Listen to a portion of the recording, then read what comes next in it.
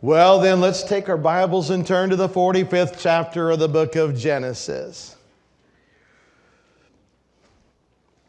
Many years ago, we were having a revival meeting here at North Love Baptist Church. I was the youth pastor at the time, and our administrator was Pastor Mike Starius. And we had a harebrained idea for advertising for our upcoming revival meeting. He and I went down to an area rental shop here in Rockford that rented costumes for various events and rented devil suits. Now, not the way the devil really looks. The devil's handsome and charming and very beautiful to look at. But the traditional idea of the devil, a red outfit, and that's what we rented. And the horns you put on top of your head and pitchforks. And we cranked up the video, or the mimeograph. We didn't have video then. Cranked up the mimeograph machine. You remember those mimeograph machines? And you crank them like this, and turned out these. We thought they were so cool. They would not be impressive at all to the new generation. And the sign said, Brother Piscani, don't attend the revival meeting at North Love Baptist Church. After all, we were the devil, or portraying her. We went over to the local high school, Harlem High School, and much to the chagrin of my teenagers that were attending there, who walked out of school and saw their youth pastor in a devil's outfit. We got out of the car and we went up and we started passing these things on to say, don't go to the revival meeting at North Love Baptist Church. It was the best advertising scheme you could ever have, because they followed it. Nobody came. None of them came. And we're standing there passing these things out and feeling a little out of our element. And if you feel comfortable being the devil, you got some real problems. And but what really made me uncomfortable was I looked at him and he looked at me, and we realized suddenly that these outfits that we had rented, they had taken men's long underwear and just dyed them red. And we were standing out there before God and all the world in our long underwear and these devil's outfits. We suddenly felt an immediate compulsion to hide. Ran to the car and got out of there. But before I could leave, a young man asked me a question. Relates to our subject this morning. He said, well, what's a revival? Now, what if you took somebody and had no preconceived ideas, no premonition, no background in revivals, or what if you just simply gave them a Bible and said, well, find out for yourself. Read the Bible. It'd be helpful if you give them a Strong's Concordance. Thank God for Augustus Strong. And you could look up the word revive, reviving, revived, revival. You could look that up in the Bible, find out there are only about 15 references to it in the English Bible, from Genesis to Revelation. First one being in Genesis 45. So this hypothetical individual, you give them a Bible and say, well, I want you to find out what to expect. If you come to a revival meeting, we pray for revival meetings. We have periodic revival meetings. But we're not going to tell you what we think a revival meeting is. We're just going to give you the Bible, and we're going to find out what the Bible has to say about revival. And it's amazing how the Bible corrects some of our perceptions and misperceptions. Yeah.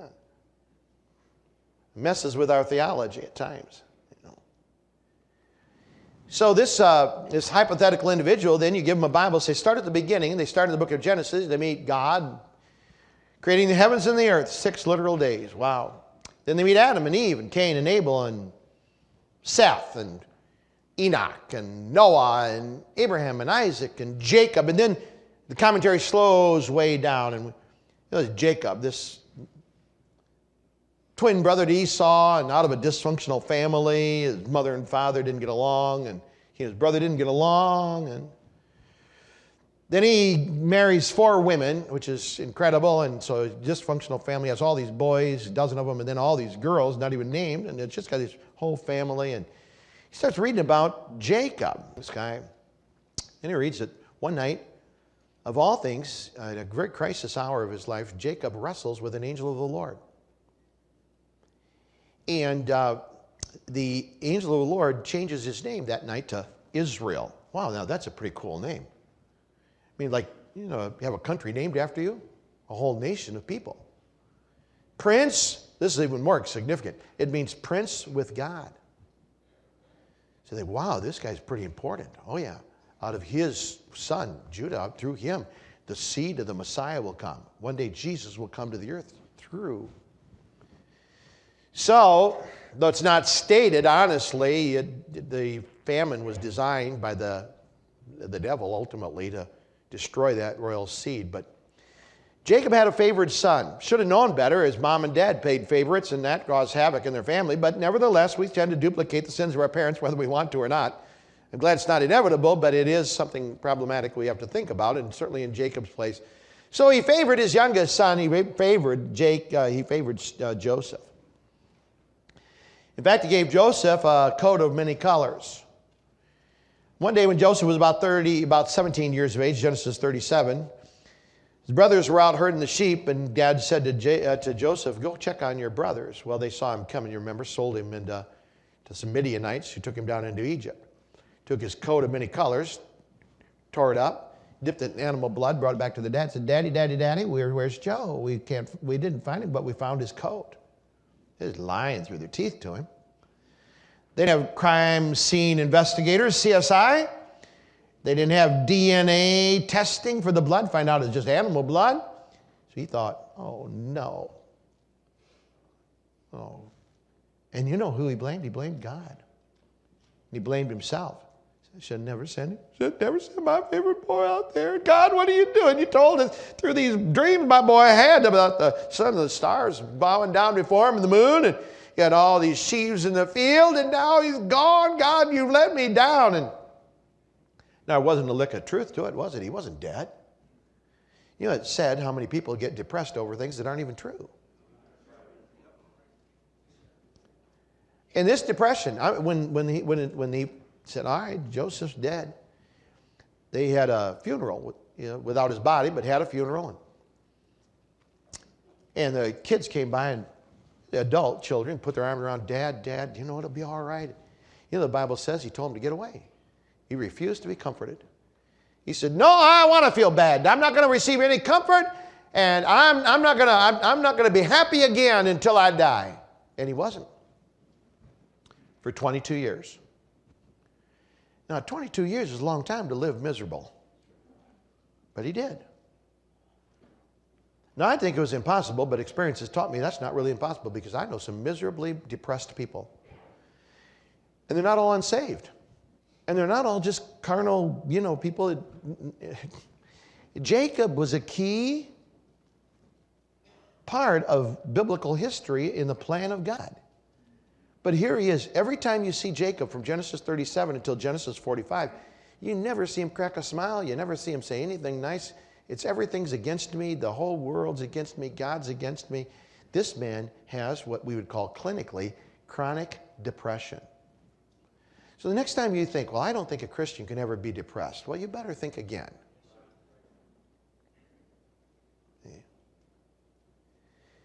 So this person that's just reading the Bible, and they said, well, what's a revival? What do I expect if I come to your church? And you say, well, we're having a revival. Well, what should I expect? Well, you should expect to meet some depressed people. Get revived. That's what happened. Look at Genesis chapter number 45, 27. His other sons have just come back from Egypt, where they've been introduced to their brother Joseph that they hadn't seen in more than 2 decades.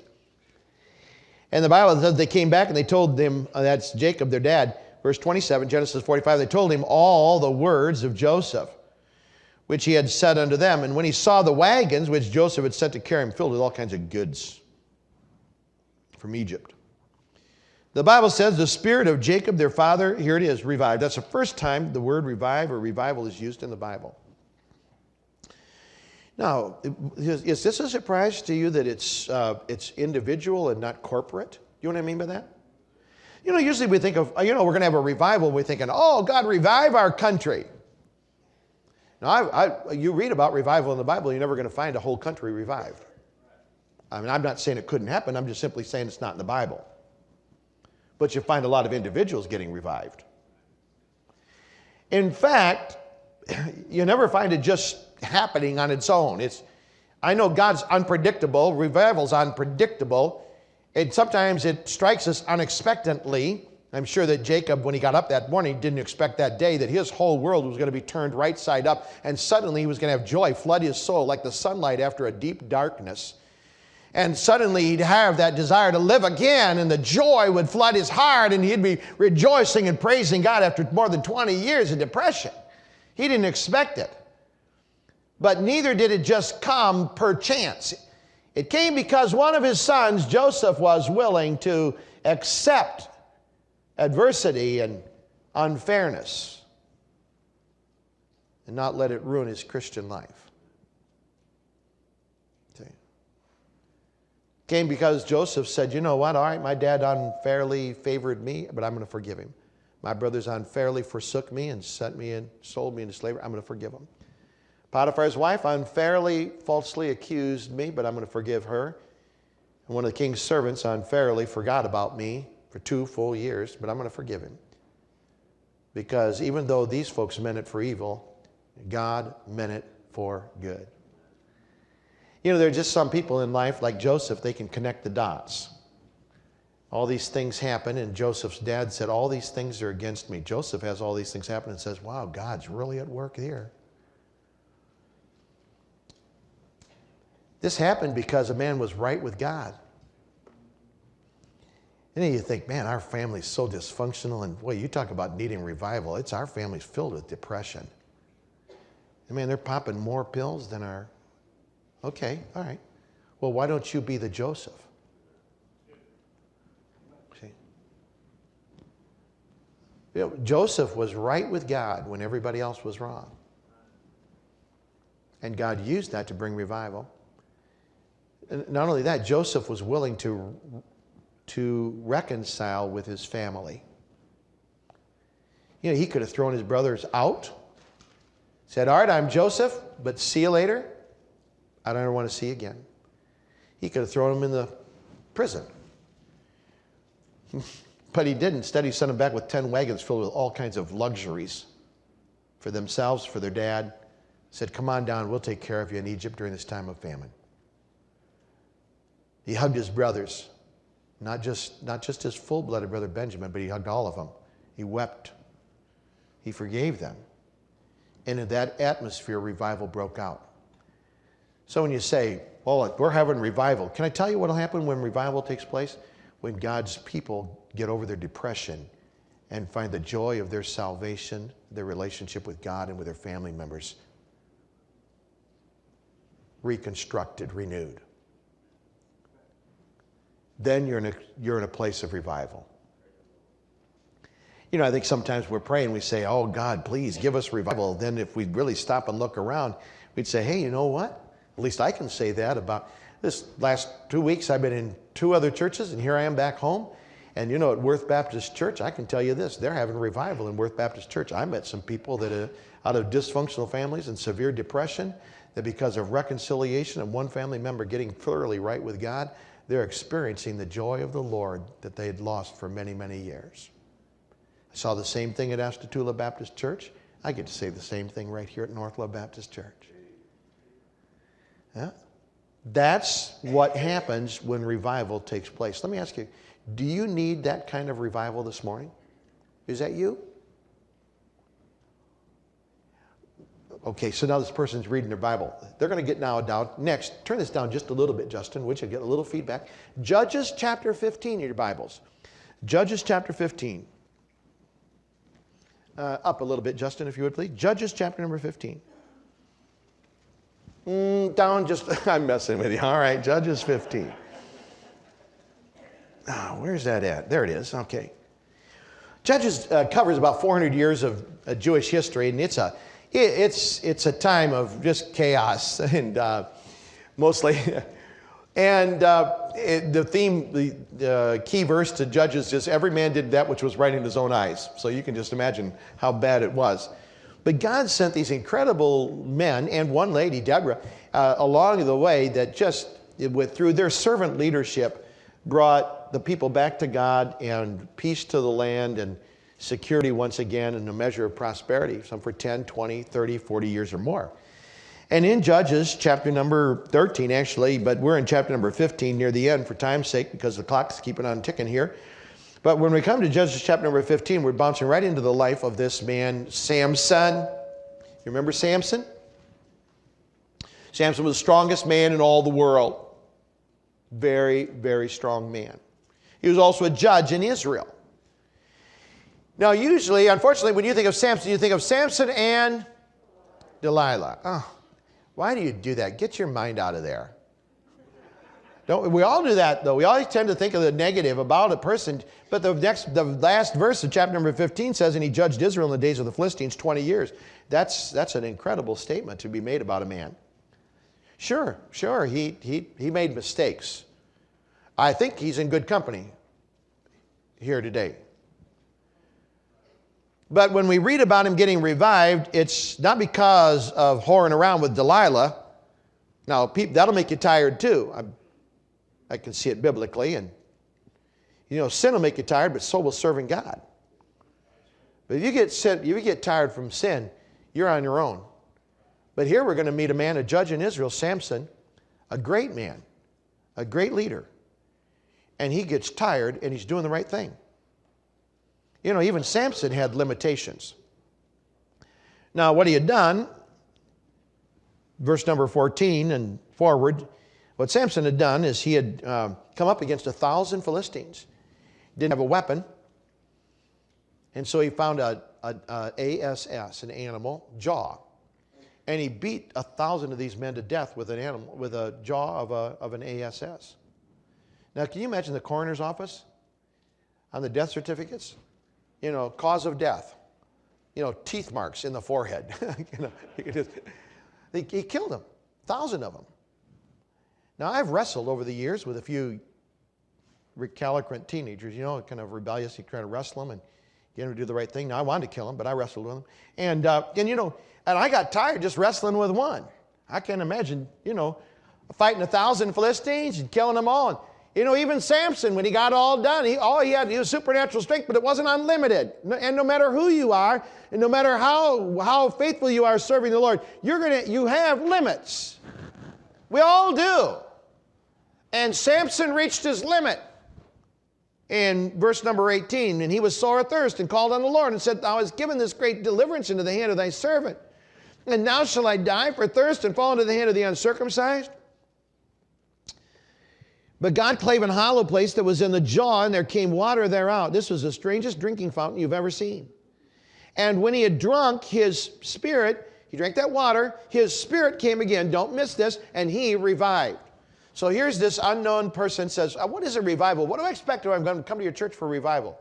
He sees Jacob. He's a well-known, well-respected Christian leader, but you find him depressed more than 20 years. Suddenly, his depression is gone, and he's happy and cheerful and actually quite joyful and jolly. You say, wow, revival took place. But maybe what your revival that you need today is maybe a revival of because you're weary from doing the right thing, serving the Lord. And you just come to the end and you say, you know what, I don't have any more to give. That's where Samson was. And he cried out unto the Lord, and suddenly God reinvigorated him, recharged his spiritual batteries. And the Bible calls it revival. Many people, they get weary like Samson serving the Lord, but instead of getting revived, they just quit. How sad. So when revival took place, Samson, who was weary, was revived and suddenly had physical energy to go on and serve the Lord, which he did for 20 full years. of judging Israel. Number 3, 1 Kings chapter number 17, and I'm going to finish the sermon tonight. 1 Kings chapter number 17. Now we're in the days of Elijah. You remember Elijah, the prophet of God, called a Tishbite of the inhabitants of Gilead, shows up on the scene at Ahab's door and pronounces that there will not be rain until he says so. He prayed, it stopped raining. That took the land into an economic spiral downward. Suddenly there was a famine. Over a period of time, a famine. So Elijah ends up at the house up in Tyre and Sidon. The Phoenicians lived up here in this area to the north and the west of Israel. And he was hiding out. And he and a widow and her son, they had a miraculous provision of food throughout the famine. But something happened in verse number 17, 1 Kings 17. With this I'll close. And it came to pass after these things that the son of the woman, the mistress of the house, fell sick, and his sickness was so sore that there was no breath left in him. And she said unto Elijah, What have I to do with thee, O man, thou man of God? Art thou come unto me to call my sin to remembrance and to slay my son? I don't know what she did, but she had done something in the past. Thought, you know what, I'm getting my comeuppance now. She didn't really have a very good view. It's kind of skewed view of God and how he operates. But anyway, and he said unto her, Give me thy son. And he took him out of her bosom and carried him up into a loft. The boy was dead, where he abode, and laid him upon his own bed. And he cried unto the Lord, and said, O Lord, my God, hast thou also brought evil upon the widow with whom I sojourned by slaying her son? He stretched himself upon the child 3 times. He cried unto the Lord, and said, O Lord, my God, I pray thee, let this child's soul come into him again. And the Lord heard the voice of Elijah, and the soul of the child came into him again, and he, what? He revived.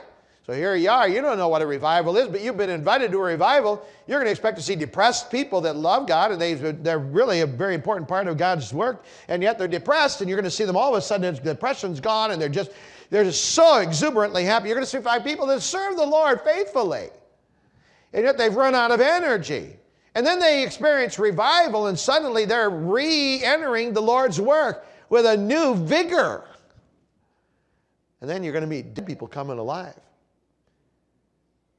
Now, I don't know what you'd think if you're just reading the Bible and you're, all the way through. You might think, man, you mean they do resurrections at Northlow Baptist Church, revivals? No. We're not going to do that. But can I tell you this, what you might see? And this is always true when you see revival taking place. You're going to see people that are dead in their trespasses and sins come to salvation. And you know what? They become new creatures in Jesus Christ, and there ain't nothing more exciting than that. I mean, that's better than Lazarus coming walking out of the tomb. When you see a spiritually dead man or a woman, boy or a girl, come to Christ, get saved, that, my friend, is an evidence that God is at work in reviving somebody that's dead. I hope and pray we never get over it. Number 2. The Bible speaks of people being like dead people when they slide backwards away from God, even in their Christian life. I think in Luke there, in chapter 15 of that dad that was so grieving over his son. Brother King spoke about him last week. Well, he was here, in fact, the prodigal and his older brother. But when that prodigal came back home, Daddy sent the news out. He said, my son was dead. But now he's alive. He's revived. And you know what happened to that little boy there, and for that his mother, and the presence of Elijah was likened unto somebody that's been far, far away from God. They've been dead out in the world, dead to God, dead to the Spirit of God, dead to the things of God, dead to the family of God, dead to their parents that love God, but they come back. And I'll tell you, that's a revival taking place. That's revival.